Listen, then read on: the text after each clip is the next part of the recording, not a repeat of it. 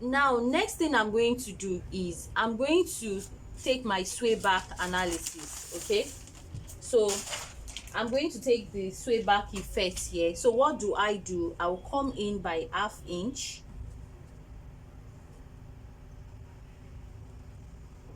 Okay, then I'll simply connect a curve from here to where this to the midpoint of my, to this midpoint here. So let me just measure it. Is 9.5, somewhere around here. So I'll just connect it like so.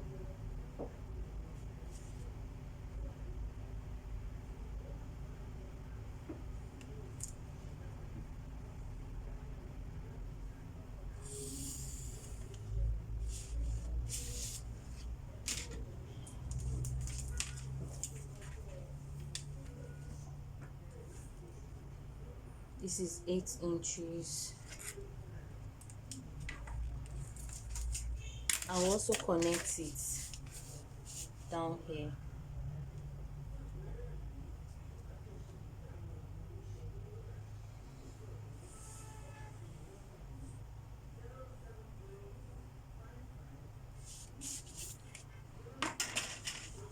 So having done that, I'm going to return the, if you look at it now, at this waistline region, the allowance is now wider. So if I measure here now, I have about 1.5 here, but if I measure here, I have 1 inch for my if I measure here, I have 1 inch exactly. If I measure here, I have more than 1 inch. Okay, 1¼ inch. So in order to maintain my original zip allowance of 1 inch, so I'll just come here and measure 1 inch.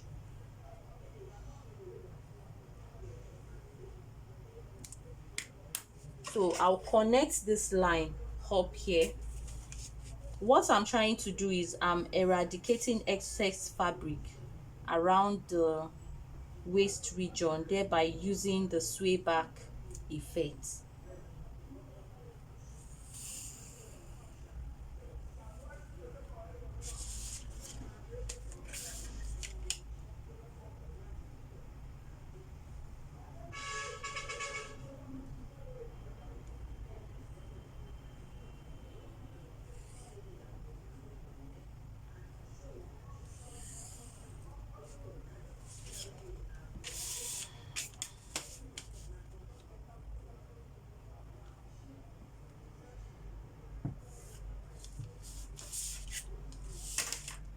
So now, having done this, next thing is I'll take my darts.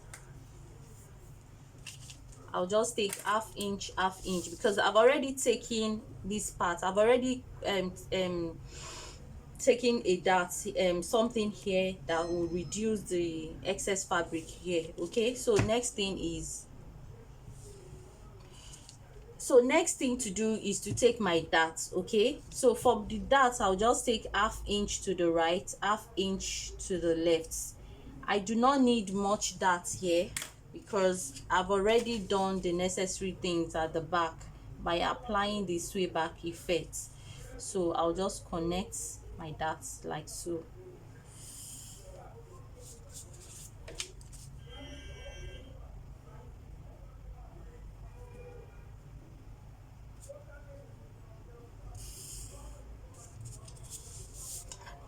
Then as usual, 2 inches above the hip line,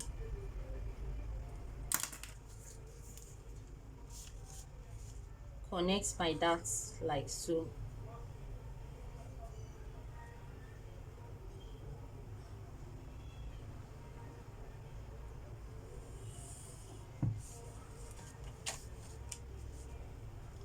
So having done that, next thing I'm going to do now, I'll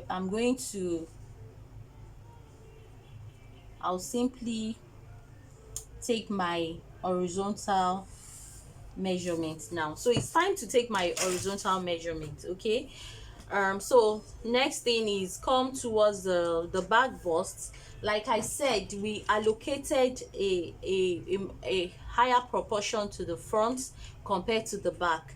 Just like I explained, the human back does not need excess fabric. So in this tutorial, what I'm actually saying in this tutorial is ability to um remove excess fabric where necessary. And we know the back block is one area that is very, very important. Okay, so I've been able to eradicate excess fabric here. I also went further to eradicate excess fabric here. Now, to get the back bust, I made mention of allocating a smaller proportion of the measurement to the back bust compared to the front.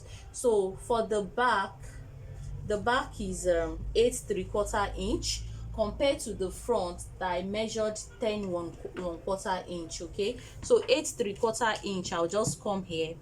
Now please note, all my measurement is going to start on this line. This is the new line. Okay, it's not going to start on this old line, this zip allowance line anymore, because this line is no longer needed. Okay, I do not need this line anymore. This is no longer needed. So my new line is going to start from here. So from this point, I'm going to measure my 8 3/4 inch. And do not forget, there is a, as in the dart passed through these parts. Okay, so because the dart passed through these parts, and if you look at it, this should not be more than something like 1/4 inch. Okay, so 8 3/4 plus that 1/4 inch is going to be 9 inches. Okay, it's going to be 9 inches. So this is my 9 inches here.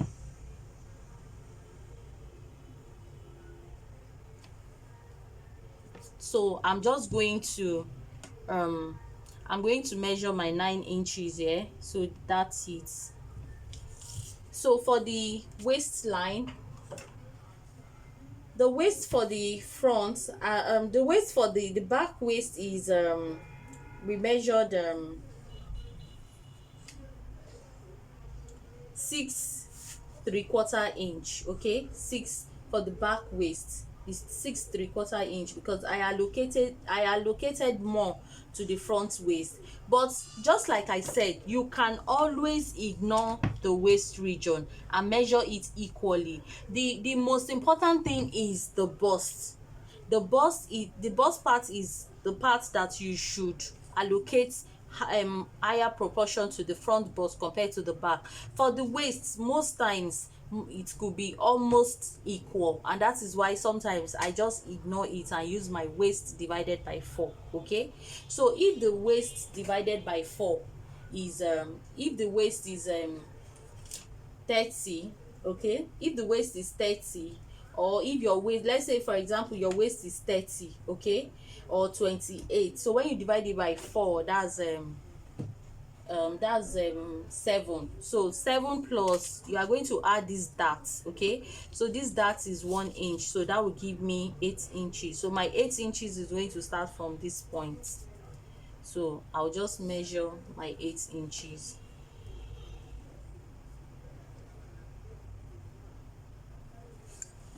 So having done that, then the hip.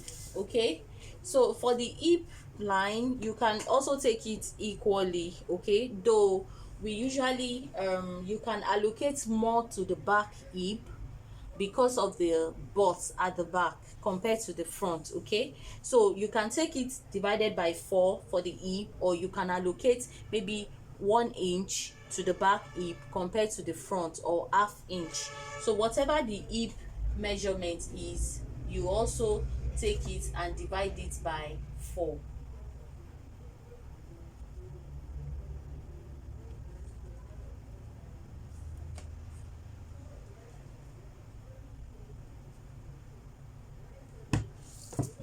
So having done that, next thing I'll do is I'll simply connect my lines like so.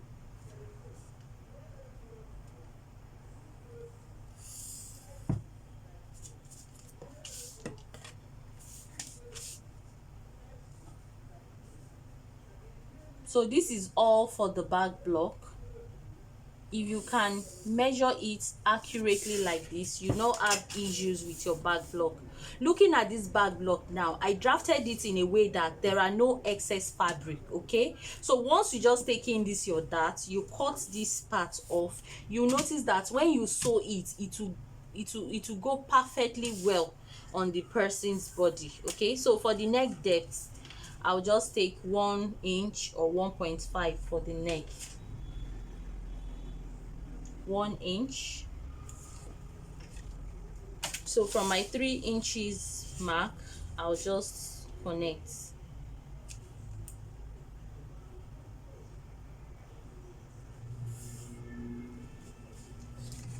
So because this is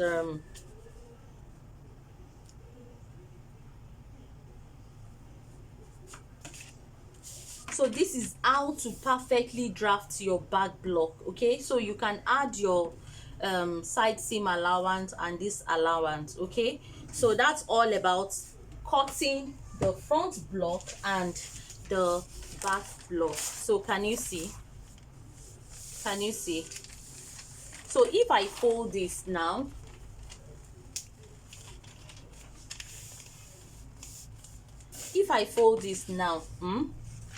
if you notice, the front now looks longer than the back. Look at where the back ends. Okay, the reason is because of these bust darts at the front. By the time I take in these bust darts, this part of the front block, as in the side of the front block, will shift up a little, and it will match with this back block. Okay, it will definitely match with the back block. By the time I fold in, I sew my bust darts. Okay, such that the front part will now be a little bit longer, but by the time the client wears it, the client bust will shift the front part up, thereby making everything equal on the body. Ability to cut your pattern in a way that it matches with the human shape and body is very, very important when cutting and sewing, because the measurement, how you take your measurement, is very, very important. It tells on the final outcome of your dress or outfit. Okay, so let's take note of that. So that's all about the cutting of the front and the back block of a basic bodies. A quick preview into what I did at the back block.